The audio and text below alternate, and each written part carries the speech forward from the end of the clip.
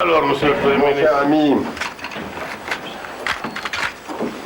vous êtes dans une forme comme toujours éblouissante. Je sais pas comment vous faites là, malgré le travail. Vous êtes toujours dans une forme extraordinaire. Je voudrais tout d'abord vous dire toute ma joie d'avoir à nouveau rencontré le président. Vous savez, l'estime dont le président jouit en France comme en Europe, et qui est très grande, le respect dont il est entouré dans nos pays. Vous savez l'amitié qu'on lui porte. Et puis alors, s'agissant de moi, vous savez que j'ai pour lui des sentiments très profonds et très respectueux, mais qui sont les sentiments de l'affection. Si bien qu'un entretien avec le président est toujours pour moi quelque chose d'extrêmement agréable et où j'apprends toujours beaucoup. Je suis un ami du Zaïre. J'ai eu l'occasion de le montrer. Et je suis un ami personnel du président fondateur. C'est peut-être mieux que vous le disiez vous-même, monsieur le président. Ah bon, dans ce cas-là, c'est fait. Du président fondateur, que je connais très bien depuis longtemps. Alors vous me dites pourquoi.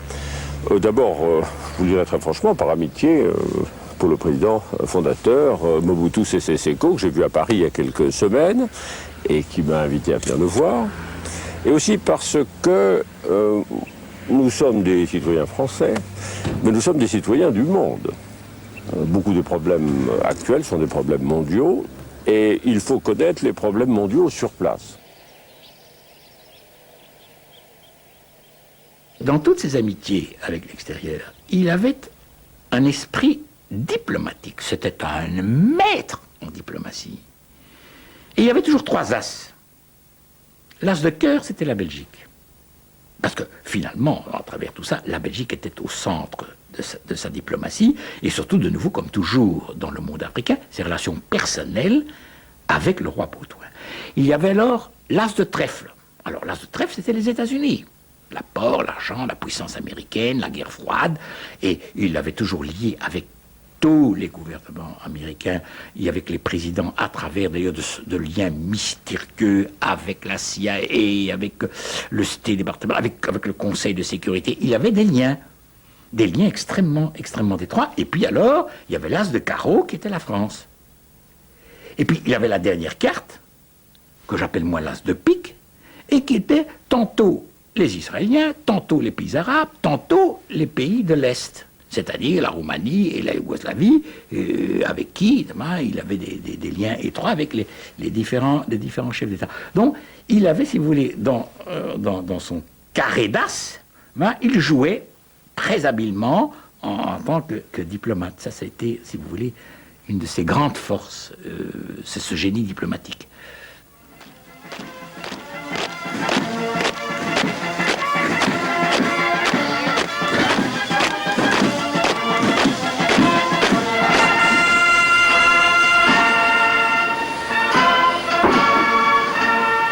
Les grands dictateurs finissent par se reconnaître et se rencontrer. Pour la deuxième fois, Mobutu rend visite à son vieil ami Nicolae Ceausescu, président de la République socialiste de Roumanie, au pouvoir depuis plus de 20 ans.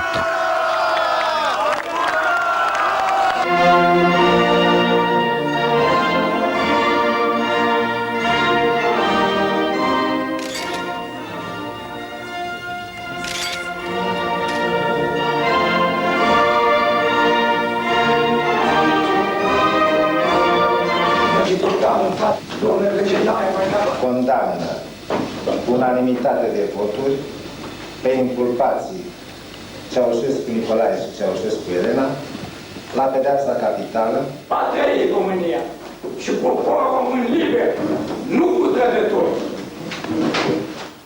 Dans l'affaire de Ceausescu, quand il a été tué, nous avons eu des images. J'ai fait passer ces images, mon Dieu. Il m'a téléphoné. Comment tu peux faire cela? J'ai dit, mais il s'agit de quoi, président? Est-ce que tu es devenu? J'ai dit, devenu quoi?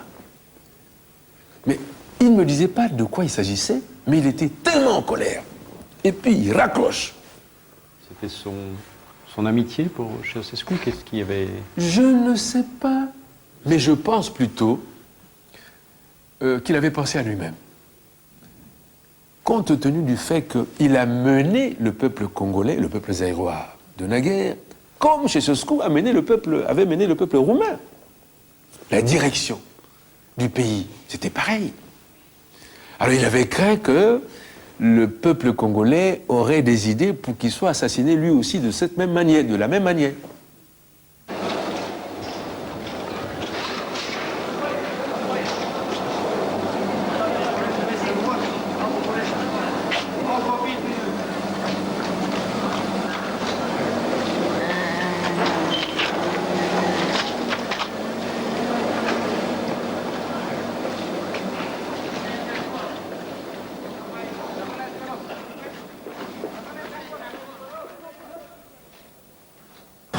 Après réflexion, j'ai trouvé que je devais consulter mon peuple, que chacun me dise ce qu'il pense du fonctionnement de nos institutions.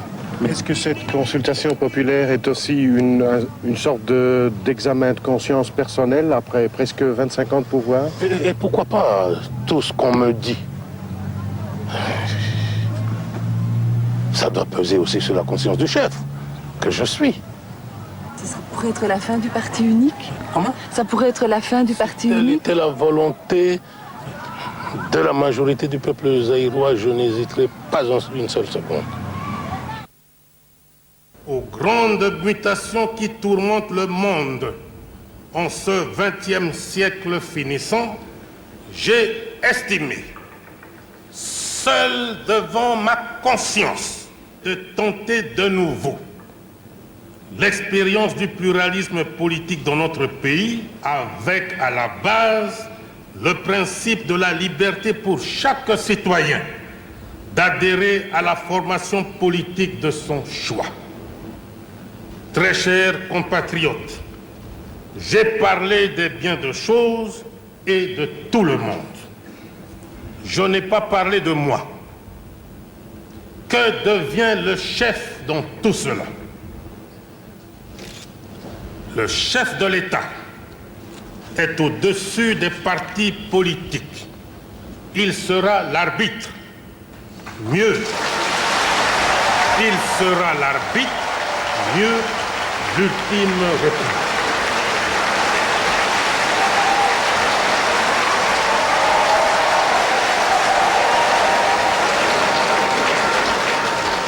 Je vous annonce que je prends ce jour congé du mouvement populaire de la Révolution pour lui permettre de se choisir un nouveau chef devant conduire.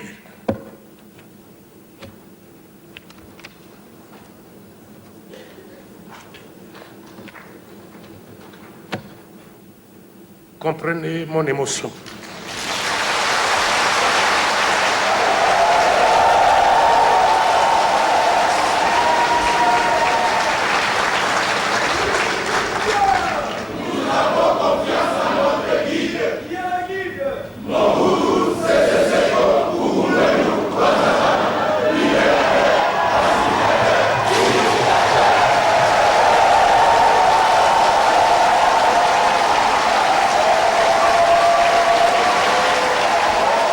My impression was he was forced into the step of the democratization.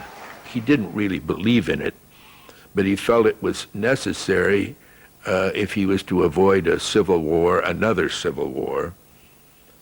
And also, I suppose there were pressures coming from from Europe, from possibly in the United States.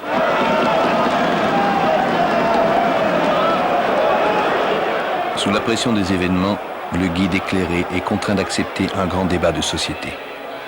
Une conférence nationale est chargée d'organiser la transition démocratique.